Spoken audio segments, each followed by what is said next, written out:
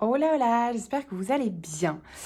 On entre dans une série de vidéos spécifiques. Je me suis levée très tôt ce matin, réveillée en tout cas très tôt, avec l'intuition de devoir faire une série de 21 vidéos qui permettent d'enclencher un soin énergétique d'auto-guérison. C'est aussi un soin, au-delà de l'auto-guérison, qui peut accompagner le changement, accompagner le choix ou le passage à l'action, qui permet tout simplement de revenir à soi dans, en fait, dans un flow, dans une connexion à notre intuition, grâce à voilà, l'amour vrai et juste pour soi. Donc on y va, je ne sais pas du tout ce qui va venir, seulement je vous invite en fait à... je vais tirer une arcane majeure par jour et une question. Je vais voir la question qui sort avec l'arcane majeure du jour et je vous invite à prendre un carnet et un stylo pendant ces 21 jours et à pouvoir faire cet exercice d'écriture intuitive en posant la question pour vous. Et vous laissez démarrer le stylo, peu importe ce qui vient, vous commencez par un je, par un il, par un c'est, peu importe, et vous laissez venir voilà, tout ce qui vient, d'accord, avec la question à poser. Je vais vous donner tout de suite la question.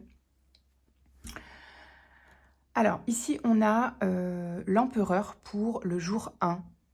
Donc pour moi, ça vient parler ici de l'autorité, du père, du pouvoir personnel tout simplement. Donc ici, on va venir poser la question comment reprendre notre pouvoir personnel. Ok. Donc je vous invite à noter cette question sur votre carnet pour le jour 1 et de voir ce qui vient en écriture intuitive. N'hésitez pas à me le partager en commentaire. Et ici, vous pouvez avoir une question, je vous propose une question secondaire avec les questions de choix. Qu'est-ce que ce choix va créer? Donc après la carte numéro 1 de l'empereur qui vient de poser la question comment reprendre notre pouvoir personnel. Vous pouvez poser une deuxième question en écriture intuitive. Qu'est-ce que ce choix va créer? Cette question cherche à mettre en route mon intuition. Je m'imprègne de l'énergie des nouvelles possibilités. Il n'y a pas un seul bon choix. Ils le seront tous. Voilà, donc vraiment carte voilà, utile et juste, parfaite pour ce jour 1. Je n'ai absolument pas préparé les tirages. Je vais voir ce qui vient pour nous guider dans ce soin. Hop, je laisse les cartes ici si elle veut bien tenir. Voilà.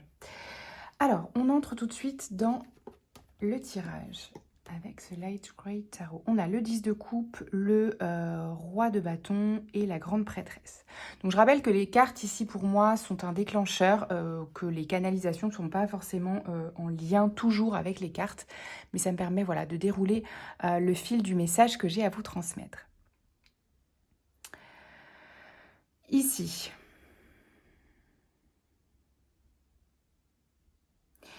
Ici, on nous parle d'un bonheur rêvé, d'un bonheur idyllique en fait.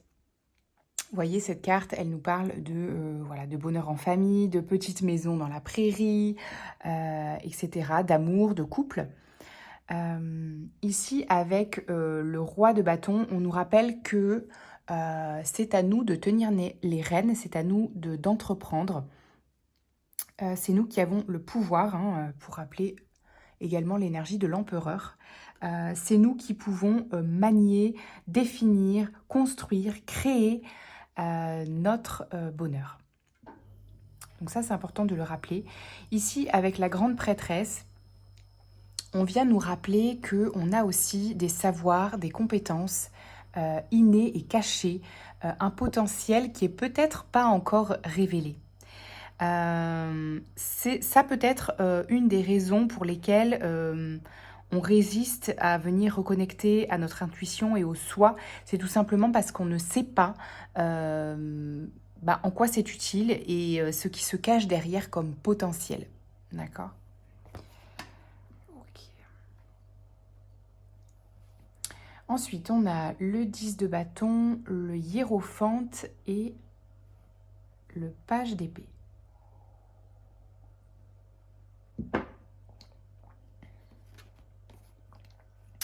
Alors, le 10 de bâton, le hiérophante, le page d'épée. Ici, on nous dit pour certains qu'il peut y avoir une phase de clairement, là, il peut y avoir une phase d'épuisement, de burn-out, de dépression, de fardeau. Voilà, de fardeau personnel, familial, spirituel, quelque chose de lourd, hein, tout simplement. Ok, quelque chose de lourd est probablement l'origine de la raison pour laquelle on souhaite revenir à soi et se reconnecter à son intuition pour retrouver plus de fluidité et de légèreté, d'accord? Ici, on peut me dire justement que ce poids peut provenir, le hiérophante c'est aussi quelqu'un qui est dans le devoir, la morale, les ouais. C'est quelque chose, un fardeau qui peut provenir des traditions, de la morale, d'une forme de loyauté qui peut être familiale ou spirituelle d'ailleurs, mais il y a une notion de, en tout cas ici, hein, il peut y avoir toujours plusieurs interprétations et des plus positives, mais là, je perçois que ce qui est lourd, c'est l'aspect trop rigide du hiérophante. Pour moi ici, ce hiérophante, ce pape, il vient nous parler de tradition lourde, donc tradition familiale ou spirituelle, mais il y a un côté dogmatique. Il y a ce truc de je suis obligée ou je me sens obligée de suivre cette voie sur le plan familial ou spirituel ou religieux peut-être pour certains aussi, hein. Parce que voilà, c'est comme ça, on m'a transmis ça et je me sens obligée de le suivre, je me sens obligée d'être loyale vis-à-vis de ça.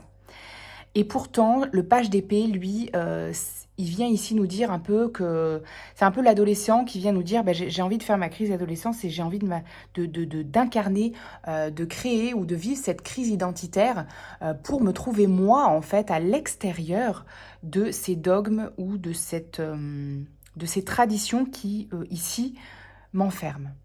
D'accord ? Pour trouver ce qu'il y a de juste pour moi peut-être à prendre là-dedans, mais de laisser tout ce qui est beaucoup trop lourd pour moi. Voilà, si ça résonne pour vous.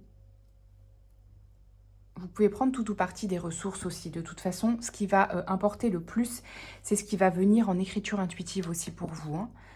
La guidance peut venir appuyer ou aider sur certains points. Alors, ensuite, on a le cavalier d'épée, le 2 de coupe et le page de coupe.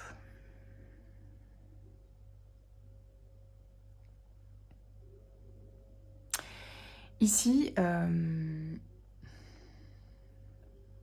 cavalier d'épée, il a une attitude conquérante, mais aussi de communicant. C'est un communicant ici qui reprend confiance plutôt justement en soi et du coup en l'autre aussi. Pour certains, il peut y avoir un manque de confiance ou de fluidité aussi qui a pu advenir de cette phase. Et pour autant ici, on nous parle vraiment de communication, de reprise de confiance dans l'affirmation de soi vis-à-vis de l'autre. Et c'est ce qui nous permet en fait de venir harmoniser ou peut-être même pour certains de créer une rencontre sur le plan du cœur qui va être beaucoup plus aligné. Donc quand je dis sur le plan du cœur, hein, que vous soyez en couple ou pas, ça peut tout à fait être aussi sur le plan des relations en général, d'accord ? D'attirer à nous des relations beaucoup plus alignées sur le plan de l'amour vrai. Et sur le plan du cœur, c'est-à-dire des personnes avec qui vous avez les mêmes valeurs et avec qui vous soutenez peut-être même des projets de cœur en commun, en tout cas, voilà, les mêmes valeurs. Donc ça peut être sur le plan amical, professionnel, sentimental, d'accord ?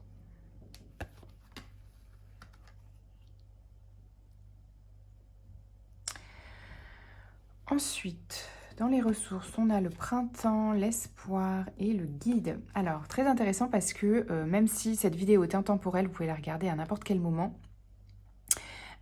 On est vraiment à l'aube de l'équinoxe du printemps quand je tourne cette vidéo, qui est le 20 mars, 20-21 mars. Donc voilà, c'est un clin d'œil assez important. Parce que eh bien, c'est le signe du renouveau, c'est le signe du renouvellement, c'est aussi eh bien, un espoir de guérison et de renaissance. On nous dit que vous pouvez être guidé dans ce processus. Donc évidemment, ce processus de 21 jours peut faire partie eh bien, de ce renouvellement, mais vous pouvez aussi, ce qu'on vous dit, c'est de prêter attention aux synchronicités, aux messages de votre intuition, que ce soit via ce travail d'écriture intuitive ou via toutes les synchronicités et messages que vous pouvez recevoir de l'extérieur, mais qui peuvent venir résonner avec vos objectifs à vous et vos intentions à vous, d'accord, qui vous parlent, qui résonnent très fort avec vous. Parce qu'on vous dit, vous êtes guidé dans ce processus et on vient vous accompagner, d'accord, à travers votre intuition. Vous n'êtes pas seul. Pour certains, ça peut venir de vos guides, hein, si vous avez cette croyance. Alors, ensuite, on a le déplacement, l'héritage. Celle-ci, je vais les laisser là, je pense qu'on voit assez bien. L'illusion, le retard.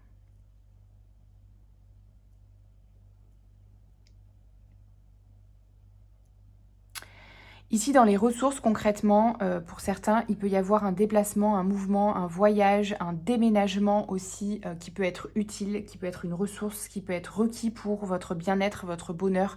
Ça fait partie peut-être de vos souhaits pour voilà, vous sentir mieux. Peut-être que vous avez envie de créer un nouvel habitat, un nouveau lieu de vie.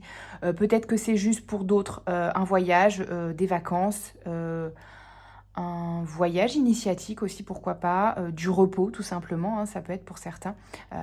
Pour qui c'est un processus d'auto-guérison, ça peut être une retraite, ça peut être du repos, ça peut être une convalescence aussi, j'entends.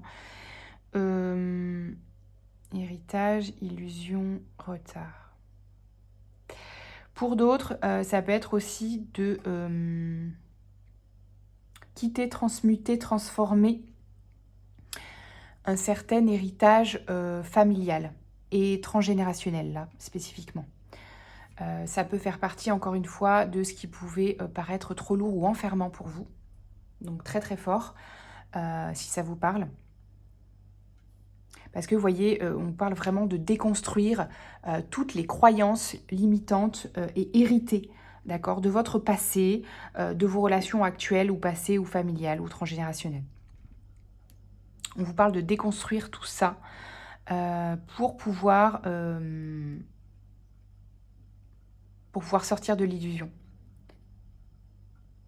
Pour pouvoir sortir des masques que vous vous sentez obligé de porter parce que pour rentrer dans ce moule des traditions sociétales, familiales ou du passé ou des croyances que vous incarnez parce que vous faites partie d'un groupe, d'une famille, de votre cocon, voyez, mais qui ne vous parle plus.